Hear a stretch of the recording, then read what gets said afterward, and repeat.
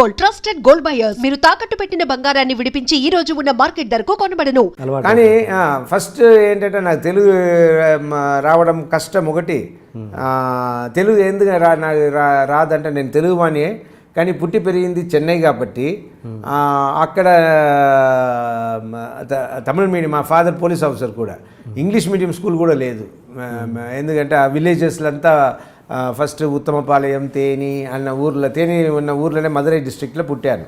అన్ని ట్రాన్స్ఫర్ ఉంటే అక్కడ ఇంగ్లీష్ మీడియం కూడా లేకుండా తమిళ మీడియంలో వేశారు.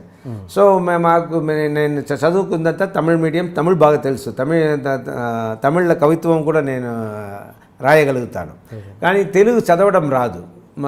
మా ఇంట్లో మా తెలుగే మాట్లాడుకుంటాం, కానీ తమిళ్ మిక్స్ అయిన తెలుగు, చెన్నై తెలుగు మీకు ఎలా ఉంటుందో అలా 30-40% మన తెలుగు వాళ్ళు ఉన్నారు చెన్నైలో. అక్కడ ఉంచి నేను వచ్చిన వాడిని.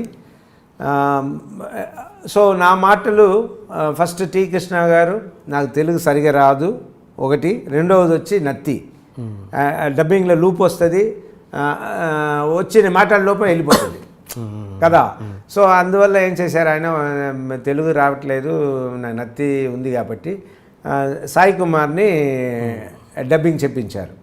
చెప్పించినప్పుడు అదే అలవాటు. ఆ అలవాటు అయిన తర్వాత అందరూ దానికి అలవాటు అయిపోయారు. ఇప్పుడు మీరు అదే అడుగుతున్నారు. మధ్యలో సాయి హీరో అయ్యారు. అవును, హీరో అయ్యి ఆయన ఒక మాట అన్నారు, నా weapon, voice is my weapon, year after I will not use for anybody else అన్నట్టు ఆయన ఒక స్టేట్మెంట్ ఇచ్చారు. అప్పుడు నేను సుమన్ గారికి నా వాయిస్ ఇస్తున్నారు. సో మేమిద్దరూ వేరే వాయిస్కి వెళ్ళాల్సిన అవసరం వచ్చింది. సో నేను అప్పుడు సాయి వాయిస్కి దగ్గర ఉన్న వాయిస్ ఏ వాయిస్ అని వెతికితే శ్రీనివాసమూర్తి అన్న ఆయన వాయిస్ సాయి వాయిస్కి దగ్గర ఉండింది. సో ఆయన తర్వాత శివయ్య అన్న సినిమాలో ఫస్ట్ ఆయన చెప్పారు నా సినిమాలో. సో చెప్పి శివయ్య, సింహరాశి, మా అన్నయ్య, మా ఆయన బంగారం, అన్న, ఇదంతా వచ్చి శ్రీనివాసమూర్తి ఓ 10 years నాకు వాయిస్ ఇచ్చారు శ్రీనివాసమూర్తి. తర్వాత మా సాయి మదర్ ఉంటూ ఎప్పుడు సాయిని తిడుతూ ఉంటారు, నువ్వు రాజశేఖర్ వాయిస్ ఇవ్వాలి, how can you say no అని తిడుతూ ఉంటారు. నన్ను చూసినప్పుడు కూడా చెప్తూ ఉంటారు, వాడి బుద్ధి లేదమ్మా, నేను చెప్తూ ఉంటాను వాయిస్ ఇవ్వమని అని ఆవిడ అంటూ ఉంటారు నా దగ్గర. తర్వాత ఆవిడ చనిపోయినప్పుడు ఆవిడ డైరీలో కూడా రాసి పెట్టినారంట, సాయి నువ్వు ఎప్పటికైనా నువ్వు రాజశేఖర్కి వాయిస్ ఇవ్వాలి అని. సాయి అది నాకు చెప్తూ ఉంటాడు.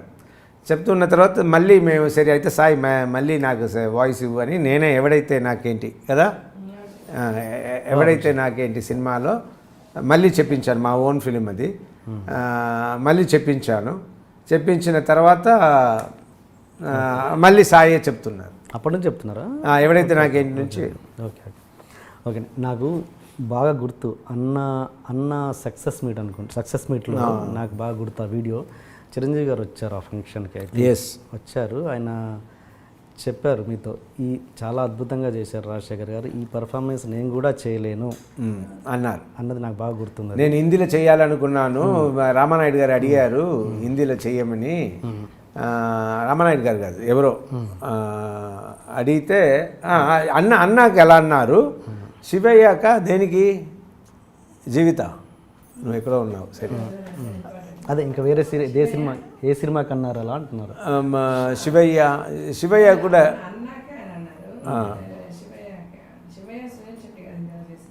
చేసింది, బట్ దాన్ని కూడా మెచ్చుకున్నారు.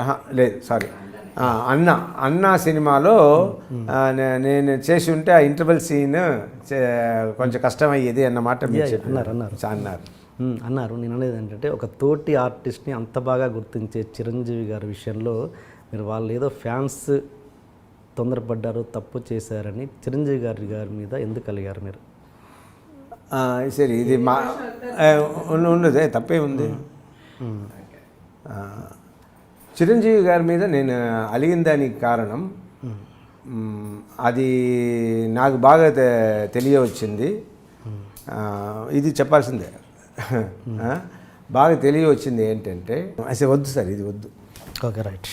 రైట్. ఒకటి గతం గురించి మాట్లాడితే మంచి మాట్లాడినా ఆయన వైపు మంచి అయినా నా వైపు మంచి అయినా దాన్ని మళ్ళీ గుర్తు చేయించడం వల్ల ఆయన ఫ్యాన్స్కి ఆయనకి ఇంకా కొందరికి నచ్చకపోవచ్చు, లేదు హర్ట్ అవ్వచ్చు.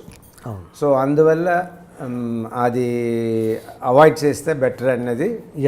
బికాస్ నా మదర్ చనిపోయిన తర్వాత నాకేమనిపించింది, జీవితం అనేది శాశ్వతం కాదు, అది అందరికీ తెలిసింది. కానీ నాకు ప్రాక్టికల్గా ఫస్ట్ ట్రాజడీ మా ఇంట్లో. ఈ ట్రాజడీ రాగానే నాకేమనిపించింది, మనం ఇంకా ఎన్ని రోజులు ఉంటామో ఎప్పుడు పోతామో మనకే తెలియదు.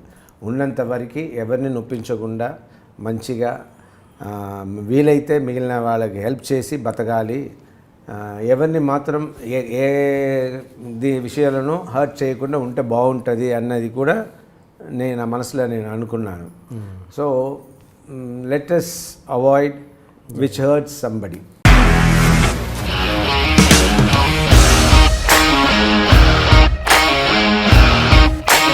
ఇండస్ట్రీలో కమిట్మెంట్ ఇష్యూస్ వస్తే నీకు కూడా వచ్చినట్టు? మార్నింగ్ తీసుకెళ్ళాడంటే కొట్టి పడేశాడు.